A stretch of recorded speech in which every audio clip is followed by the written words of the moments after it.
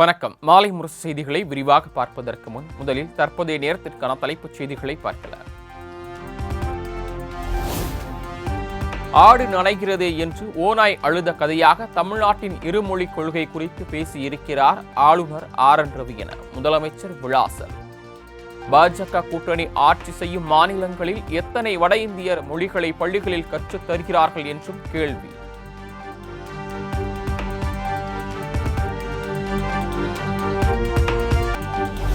தமிழகத்தில் இன்று தொடங்குகிறது 12ஆம் வகுப்பு பொதுத் தேர்வு. தமிழகம் முழுவதும் 8,21,000 மாணவ மாணவிகள் தேர்வு எழுதுகின்றனர்.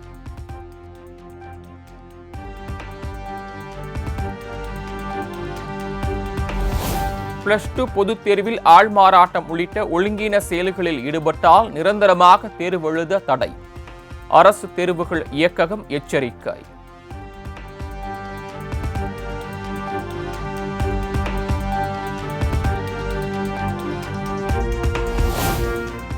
பதினொன்று 12ஆம் வகுப்பு பொதுத் தேர்வு எழுதும் மாணவர்களுக்கு முதலமைச்சர் மு.க.ஸ்டாலின் வாழ்த்து. மன அமைதி மற்றும் தன்னம்பிக்கை கொண்ட மாணவர்களுக்கு தேர்வில் நல்ல முடிவுகள் கிடைக்கும் என்றும் பதிவு.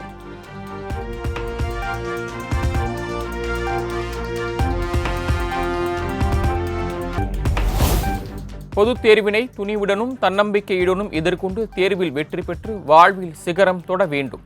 பொதுத் தேர்வு எழுதும் மாணவ மாணவிகளுக்கு தமிழக வெற்றிக் கழக தலைவர் விஜய் வாழ்த்து.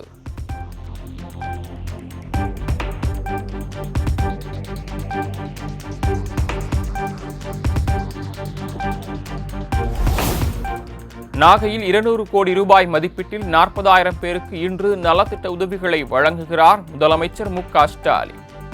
முடிவுற்ற திட்டப்பணிகளை தொடங்கி வைத்தும் புதிய திட்டங்களுக்கும் அடிக்கல் நாட்டுகிறார்.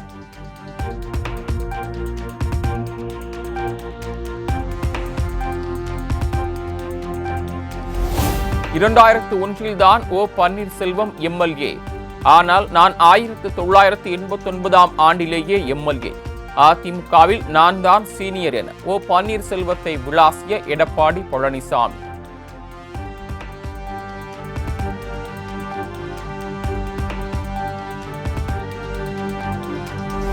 எங்களை விட்டு போக வேண்டாம் என எவ்வளவோ கெஞ்சியும் கேட்கவில்லை. நீங்களா போயிட்டு எங்கள் மீது பழி சுமத்தி பயனில்லை. முதலமைச்சர் பதவி கிடைக்கவில்லை என்றதும் தர்ம யுத்தம் நடத்த சென்றவர் ஓபிஎஸ் எனவும் எடப்பாடி பழனிசாமி கடும் தாக்கு.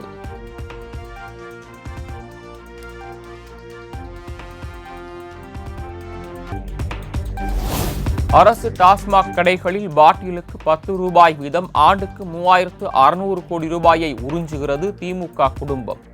இப்படிப்பட்ட ஆட்சி நமக்கு தேவையா என எடப்பாடி பழனிசாமி சரமாரி கேள்வி.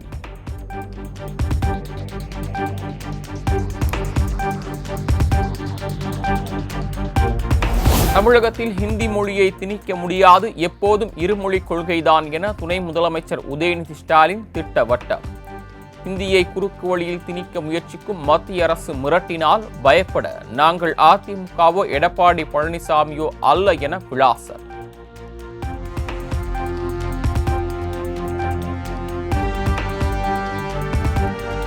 தேர்தலுக்கான திமுகவின் ஆயுதம்தான் மொழிப்போர் என பாமக தலைவர் அன்புமணி சாடல். ஹிந்தி திணிப்பு வேண்டாம் என கூறும் முதலமைச்சர் தமிழ் வளர்ச்சிக்கு என்ன செய்தார் எனவும் கேள்வி.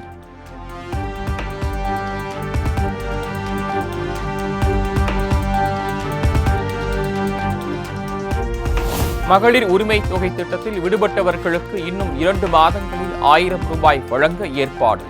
தகுதி உள்ள அனைத்து மகளிருக்கும் உரிமை தொகை வழங்கப்படும் என துணை முதலமைச்சர் உறுதி.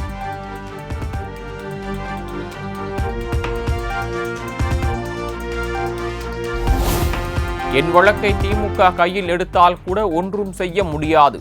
சீமானின் வழக்கை திமுக கையில் எடுத்தால் வேறு மாதிரி இருக்கும் என்ற அமைச்சர் ரகுபதி கருத்துக்கு சீமான் பதில்.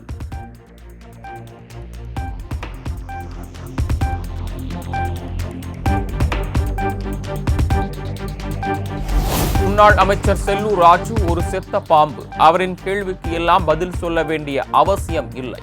தென்காசி மாவட்டம் செங்கோட்டையில் நாம் தமிழர் கட்சி ஒருங்கிணைப்பாளர் சீமான் பேட்டி.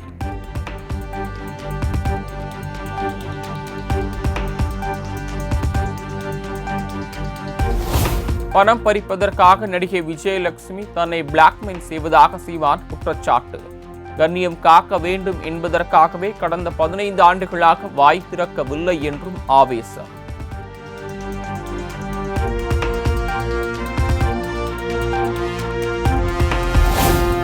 சீமானால் 7 முறை கருக்கலைப்பு செய்த நடிகை விஜயலட்சுமி கர்ப்பப்பையை எடுக்கும் நிலைக்கு தள்ளப்பட்டுள்ளதாக வீரலட்சுமி குற்றச்சாட்டு.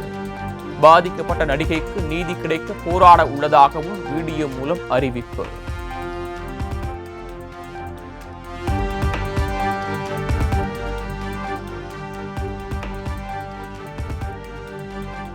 (2026) சட்டமன்ற தேர்தலில் திமுக கூட்டணி உடையும்.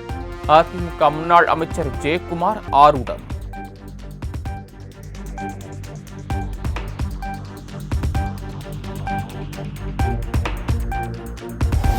திமுக கூட்டணி சிதறும் என்ற முன்னாள் அமைச்சர் ஜெயக்குமாரின் ஆசை நிறைவேறாது. சென்னையில் விசிக தலைவர் திருமாவளவன் பேட்டி.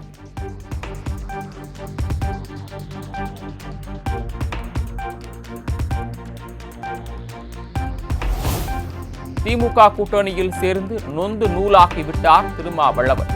அதிமுக முன்னாள் அமைச்சர் செல்லூர் ராஜு விமர்சனம்.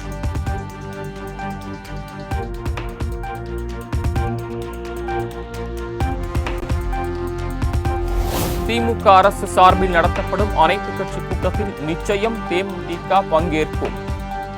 அன்னை மொழி காத்து அனைத்து மொழி காப்போம் என்பதே தேமுதிகவின் நிலைப்பாடு எனவும் பிரேமலதா பேட்டி.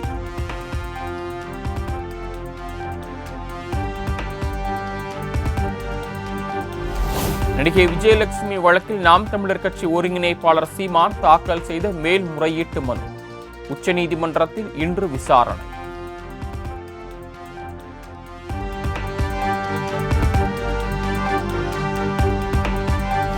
தமிழக மீனவர்களை கடத்தல்காரர்கள் என விமர்சித்த அண்ணாமலைக்கு மீனவர்கள் கடும் கண்டனம். அண்ணாமலை கருத்தை திரும்ப பெற வேண்டும் எனவும் வலியுறுத்தல்.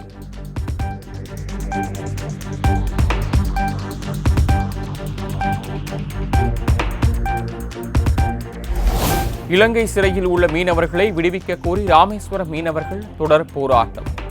இன்று திருவோடு ஏந்தியும் நாளை தீக்குளிக்கும் போராட்டமும் நடத்தப்படும் என மீனவ அமைப்புகள் அறிவிப்பு.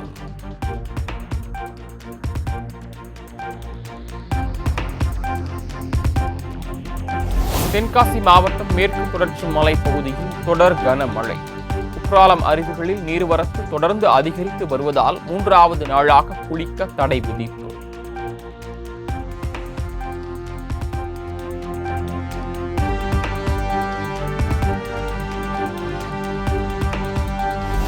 கனமழை காரணமாக களக்காடு பச்சையாறு திருக்குறுங்குடி நம்பியாற்றில் கடும் வெள்ளப்பெருக்கு. இன்று முதல் களக்காடு தலையணை திருக்குறுங்குடி நம்பியார் கோயில்களில் பொதுமக்கள் செல்ல தடை.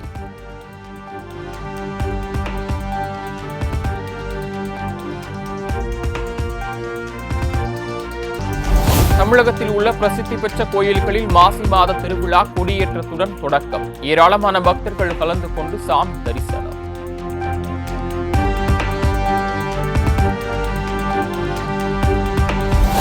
கடலூர் மாவட்டம் வடலூரில் முப்பெரும் நாட்டியாஞ்சலி விழா. பரதநாட்டிய கலைஞர்களின் நேர்த்தியான நடனம் காண்போரை கவர்ந்தது.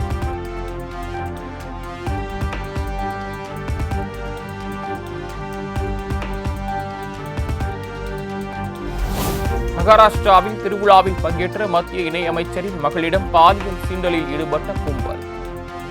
ஒருவர் கைது செய்யப்பட்ட நிலையில் மேலும் சிலருக்கு போலீசார் வலைவீச்சு.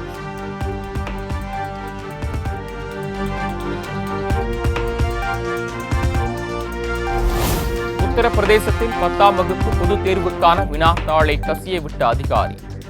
போலீசார் வழக்கு பதிந்து விசாரணை.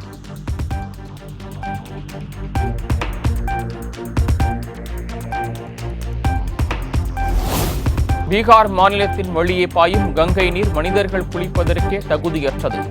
கங்கை நீரில் மனித விலங்கு கழிவுகள் உற்பத்தியாகும் காலிஃபார்ம் என்ற பாக்டீரியா இருப்பதாக ஆய்வறிக்கையில் தகவல்.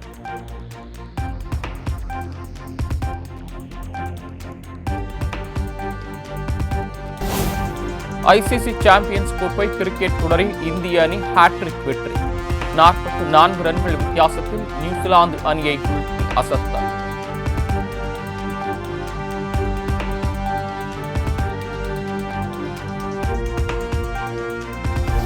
சாம்பியன்ஸ் டிராபி தொடரின் முதல் அரையிறுதிப் போட்டியில் ஆஸ்திரேலிய அணியை எதிர்கொள்கிறது இந்தியா. துபாயில் நாளை நடைபெறும் போட்டியில் இரு அணிகளும் பல பரீட்சை.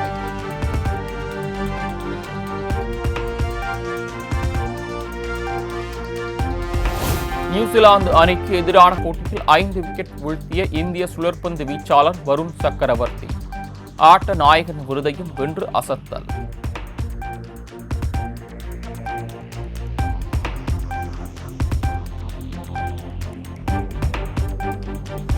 ஏழாவது பிராக் மாஸ்டர் சர்வதேச செஸ் போட்டி 4வது சுற்று முடிவில் இந்திய வீரர்கள் பிரக்ஞானந்தா, அரவிந்த் சிதம்பரம் முன்னிலை.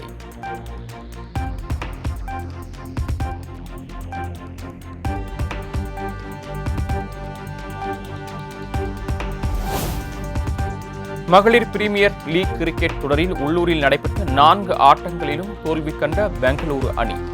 ஆர்சிபி அணி ரசிகர்களிடம் மன்னிப்பு கோரினார் கேப்டன் ஸ்மிருதி மந்தனா.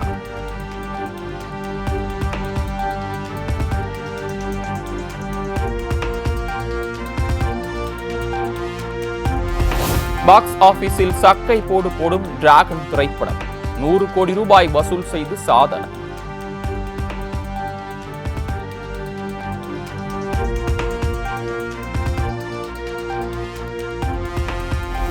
வடிவேலு சுந்தர் சி இணைந்து நடித்துள்ள கேங்கர்ஸ் திரைப்பட ரிலீஸ் தேதி இன்று வெளியீடு.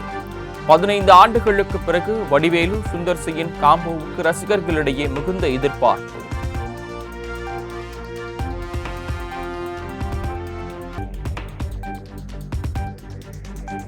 கார் விபத்தில் பிரபல அமெரிக்க பாடகி ஆங்கி ஸ்டோன் உயிரிழப்பு. இசை நிகழ்ச்சியை முடித்துவிட்டு வீட்டிற்கு திரும்பிய போது சோகம்.